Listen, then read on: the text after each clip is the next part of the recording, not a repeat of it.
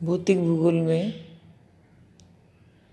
अंतर्जात बलों के अंतर्गत अपन भ्रंशन की अध्ययन कर रहे थे। भ्रंशन की क्रिया द्वारा स्थलखंड का कुछ भाग ऊपर उठ जाता है तथा कुछ भाग नीचे चला जाता है। इसके कारण कई स्थल रूपों का निर्माण होता है और भ्रंश द्वारा निर्मित स्थल रूपों में हॉर्स्ट, ग्राबेन तथा रिफ्ट वैली मुख्य है। आज अपन रिफ्ट वैली के बारे में अध्ययन करेंगे। भ्रंशन की क्रिया द्वारा रिफ्ट घाटी या दरार घाटी एक महत्वपूर्ण स्थलाकृति है जो इसके द्वारा बनती है। किसी स्थान पर जब दो सामान्य भ्रंश कई किलोमीटर की लंबाई में इस तरह से होते हैं कि उनके बीच का भाग नीचे धंस जाता है और एक बेसिन या घाटी का निर्माण हो जाता है, तो उसे रिफ्ट घाटी या ग्राबेन कहते हैं। ग्राबेन जर्मन भाषा का शब्द है जिससे एक घाटी या नादनुमा गड्ढे का बोध होता है। ग्राबेन तथा रिफ्ट घाटी में डिफरेंस नहीं होता, अलग अलग भागों में इसे रिफ्ट घाटी या ग्राबेन के नाम से जाना जाता है। ग्राबेन है वो रिफ्ट घाटी से आकार में छोटी होती है। रिफ्ट घाटी का जो निर्माण होता है वो उस समय भी होता है जबकि बीच का भाग स्थिर रहे और अगल बगल वाले भाग ऊपर उठ जाएं।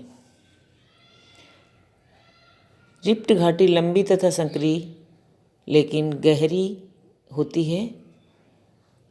राइन नदी की रिफ्ट घाटी एक प्रमुख रिफ्ट घाटी या ग्राबेन है जो बसेल तथा बिंजेन नगरों के बीच 320 किलोमीटर की लंबाई और 32 किलोमीटर की चौड़ाई में फैली है। इसके एक ओर बासजेस तथा हॉर्ज पर्वत और दूसरी ओर ब्लैक फॉरेस्ट तथा ओडेनवाल्ड पर्वत का विस्तार है। संसार की सबसे लंबी रिफ्ट घाटी जॉर्डन नदी की घाटी लाल सागर के बेसिन में होती हुई जम्बेजी नदी तक 4800 किलोमीटर की लंबाई में फैली है। दक्षिणी कैलिफोर्निया की डेथ वैली इस तरह की ग्राबेन की उदाहरण है। किस तरह की? कुछ रिफ्ट घाटियाँ ग्राबेन की गहराई इतनी अधिक हो गई है कि उनकी तली सागर तल से नीचे पाई जाती है। तो जो डेथ वैली है वो इस तरह की ग्राबेन की उदाहरण है।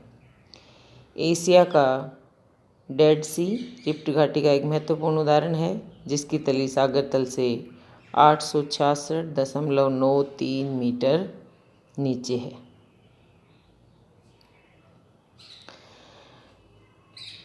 संसार की सबसे गहरी ग्राबेन के उदाहरण महासागरों के डीप में मिलते हैं।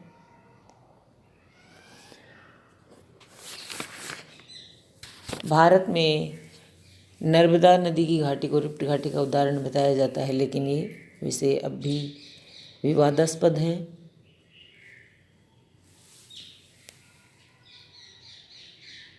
क्यूबा के दक्षिण में बार्टलेट ट्रफ सागर तली की सतह से 4.8 किलोमीटर गहरी है। इस तरह का डीप जावा के पास सागर तली की सतह से 6.4 किलोमीटर नीचा है।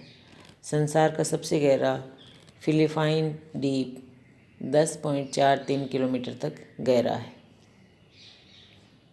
स्कॉटलैंड का मध्यवर्ती मैदान, दक्षिण ऑस्ट्रेलिया की स्पेंसर की खाड़ी आदि रिफ्ट घाटियों के उदाहरण हैं। अब रिफ्ट घाटी की उत्पत्ति जो है उससे संबंधित परिकल्पना। वैसे तो जो भी विषय हैं या जो भी मत आज तक प्रतिपादित हुआ है उसके विषय में सभी विद्वान मत एक मत हो सकें, ऐसा मत प्रतिपादित नहीं किया जा सका है। रिफ्ट घाटी की उत्पत्ति के लिए दो प्रकार की परिकल्पना को प्रतिपादन किया गया है। पहला है तनाव मूलक और दूसरा है संपीड़नात्मक।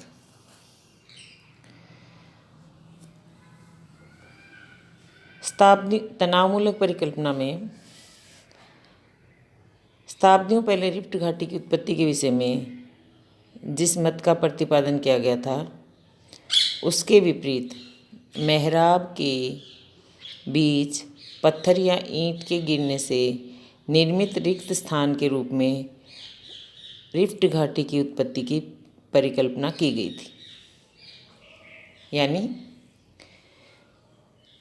कोई मकान के मेहराब के बीच वाले सबसे ऊपरी भाग में स्थित पत्थर या ईंट जब आर्क में दरार के कारण नीचे की ओर सरकती है तो बीच में रिक्त स्थान बन जाता है।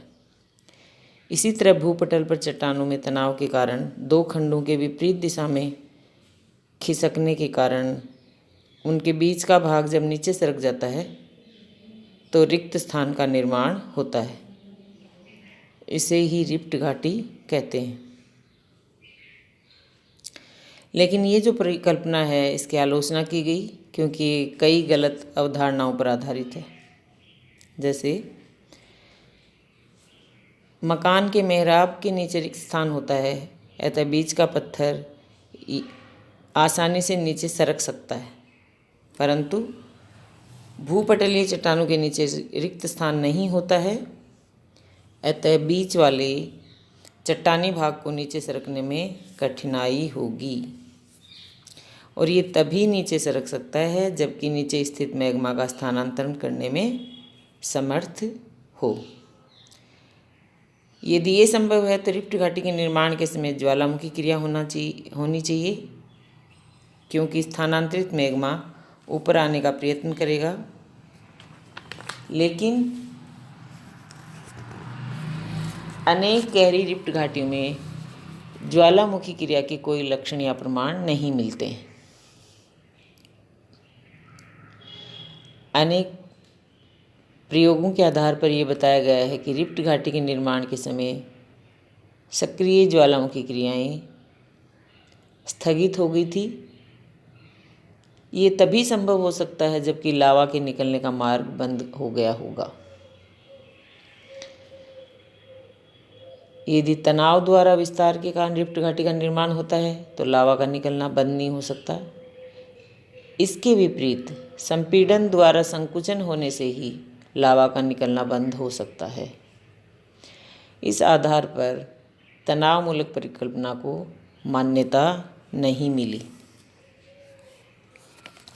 दूसरी है संपीड़नात्मक परिकल्पना। संपीड़नात्मक परिकल्पना के बारे में जिन्होंने बताया उसमें बेरलैंड, बेलीबिलिस, वारेन डी स्मिथ तथा ब्लार्ड आदि ने संपीड़नात्मक परिकल्पना के द्वारा रिफ्ट वैली का निर्माण बताया।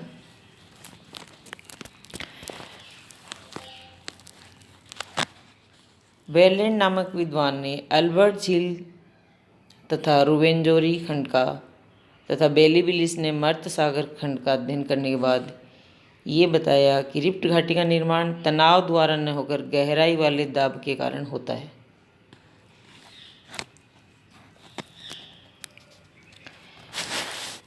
ब्लार्ड की परिकल्पना जो है उन्होंने 1933 और 34 ईस्वी में गुरुत्व सर्वेक्षण के समय रिफ्ट घाटी की उत्पत्ति से संबंधित एक नए विचार का प्रतिपादन किया। उनके अनुसार रिफ्ट घाटी का रिफ्ट ब्लॉक गुरुत्व के कारण मेहराब के कीस्टोन के समान नीचे नहीं सरक सकता है। अतः रिफ्ट घाटी का निर्माण केवल दोनों पार्श्व से संपीड़न द्वारा हो सकता है। यानी तनावमूलक जो परिकल्पना थी उसको इन्होंने खारिज कर दिया। इस तरह यद्यपि बलार्ड ने भी संपीड़नात्मक परिकल्पना का ही प्रतिपादन किया है। रिफ्ट घाटी का निर्माण बलार्ड के अनुसार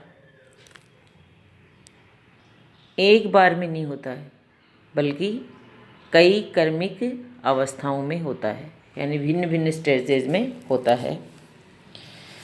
ये जो आप यहाँ इसमें डायग्राम देख रहे हैं, इसमें हम देखेंगे कि पहली आप देख रहे हो यहाँ पे द पहली अवस्था में दृढ़ भूपटल के पठारी क्षेत्र की चट्टानों के स्तरों में क्षैतिज संचलन द्वारा संपीड़न होता है। इस रूप में अक्षैतिज बल स्थलखंड के दोनों किनारों से आमने सामने कार्य करते हैं। अब जब पार्श्ववर्ती संपीड़न के कारण स्थलखंड में आकुंचन होने लगता है और जैसे जैसे दाब बढ़ता जाता है, चट्टानों में और ज़्यादा आकुंचन बढ़ता जाता है, बकलिंग। और जब बहुत ज़्यादा संपीड़न हो जाता है तो चट्टान में एक स्थान पर क्रैक हो जाती है। जैसे इसमें आप देख रहे हो ए पे आपको लाइन के द्वारा दिखाया गया है कि यहाँ क्रैक दोनों ओर से जब क्षैतिज पार्श्ववर्ती संपीड़न के कारण दाब बढ़ता है तो क्रैक हो गई। और संपीड़न के बढ़ते जाने से ये क्या होता है, क्रैक बढ़ती जाती है। ऐप जो यहाँ स्थान है इसमें आप देख रहे हो। दूसरी अवस्था में ए स्थान पर दरार पड़ जाने के कारण एक भाग दूसरे भाग पर चढ़ जाता है, इसे उत्क्रमण कहा जाता है। इसके विपरीत दूसरा भाग नीचे चला जाता है, उसे अधक्षेपण कहते हैं। अब इस चित्र में आप देख पा रहे हो ऐसे सेकंड जो है, ऐसा भाग आपको थोड़ा ऊपर दिखेगा। ऐसे भाग उत्क्रमण होने से ऊपर चला गया है। इसके विपरीत ए और द खंड है वो नीचे चला गया है। और इस चित्र में आप देख भी पा रहे हो ए और से ऊपर है थोड़ा और ए और द नीचे चला गया। इसी अवस्था में उत्क्षेपित खंड की दीवार कुछ हजार मीटर तक ऊंची हो जाती है तो संपीड़न के कारण अधक्षेपित खंड में भी किसी स्थान पर चटकन आ जाती है, जो यहाँ ब पे हम देख रहे हैं। उठा हुआ भाग तो क्या था, उत्क्षेपित, और अधक्षेपित नीचे वाला। तो ये जो नीचा भाग था ए द, इसमें भी किसी स्थान पर क्रैक आती है। तो ये ब जो आप स्थान देख रहे हो वो हो गया उस स्थान पे जो अधक्षेपित खंड के उच्चतम बिंदु पर होती है। आप इसमें देखोगे सबसे ज़्यादा जहाँ ऊंचा है वहाँ पे ये क्रैक आई है। धीरे धीरे ये क्रैक जो है वो विभंग तथा दरार में बदल जाती है। ये आ गई दो अवस्थाएं। तीसरी जो अवस्था है उसमें दबाव के बढ़ जाने से अधक्षेपित खंड के ब स्थान पर जो क्रैक आया था वो दरार चौड़ी हो जाती है, जिस कारण उसका एक भाग दूसरे पर चढ़ जाता है। जैसे पहली प्रथम अवस्था में अपन ने प्रोसेस शुरू हुई थी, यहाँ ऐसे देखा था। अधक्षेपित खंड एद में ब स्थान पर दरार के कारण बैद भाग अब ए ब पर उत्क्रमित हो गया है। देख रहे हो, ऐसे ब द दोनों ऊपर उठ गए और ए ब, तो बैद भाग क्या हो गया, ए ब पर उत्क्रमित हो गया है। इस तरह दो उत्क्षेपित खंड के बीच अधक्षेपित खंड एबे रिफ्ट घाटी का निर्माण होता है, यानी दो ऊपर उठे हुए भाग और उनके बीच में जो नीचे धंसा हुआ भाग है एबे, वहाँ पे रिफ्ट घाटी का निर्माण होता है। एबे रिफ्ट घाटी की ऊपरी चौड़ाई को प्रदर्शित करता है।